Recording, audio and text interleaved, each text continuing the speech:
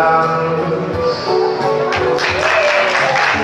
the things behind the dance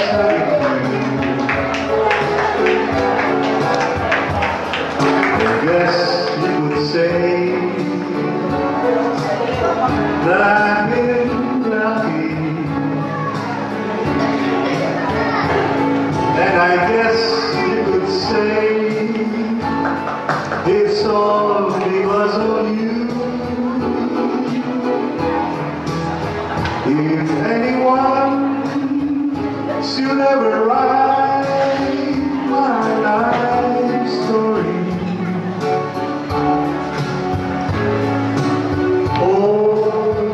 whatever reason there might be, you'll be there between each line of pain and glory. 'Cause you're the best thing that ever happened to me. You're the best thing that ever happened to me.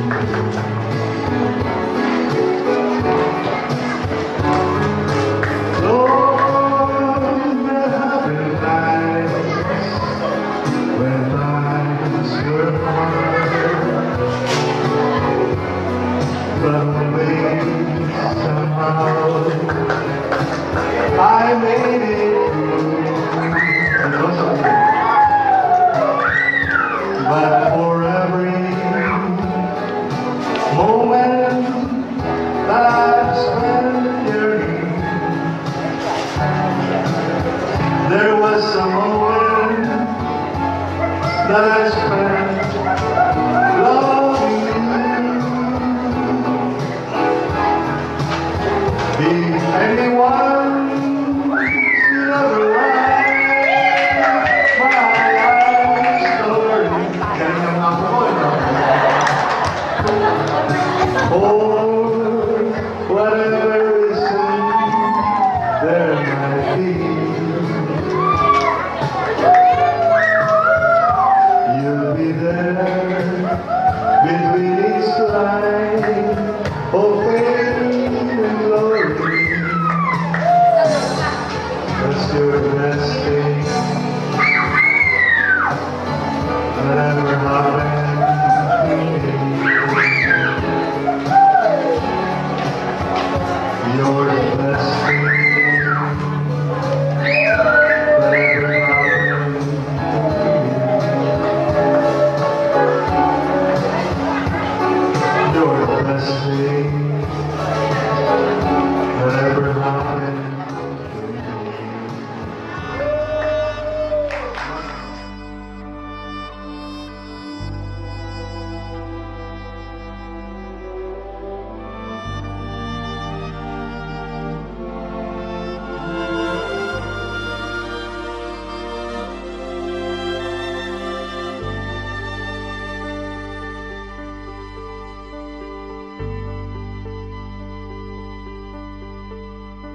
Hindi kita malilimutan, hindi kita pababayaan.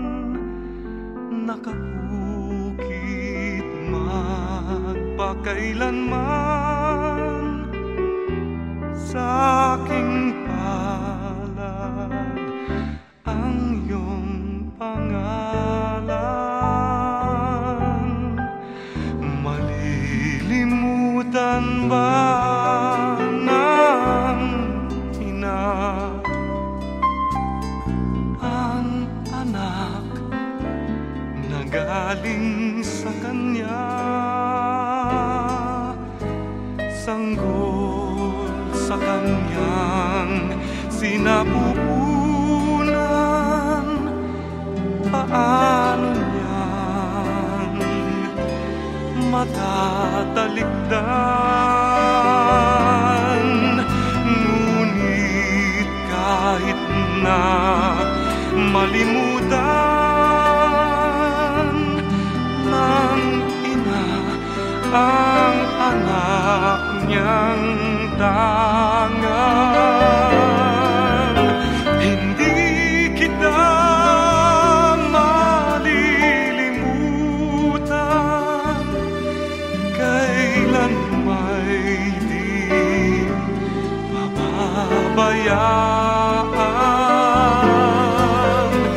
Hindi kita malilimutan, kailan may di pababayaan.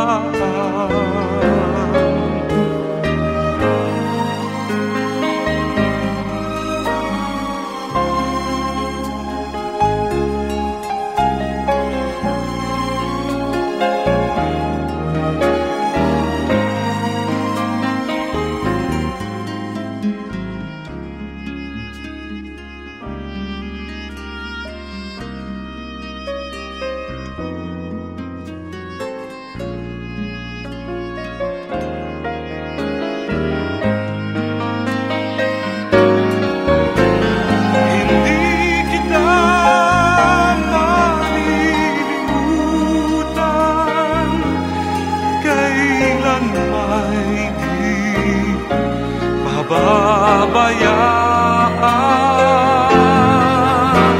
Hindi kita malilimutan, kailan may di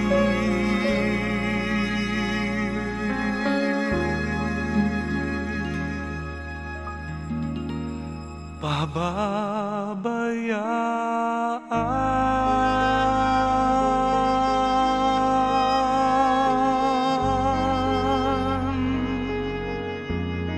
Hindi naman.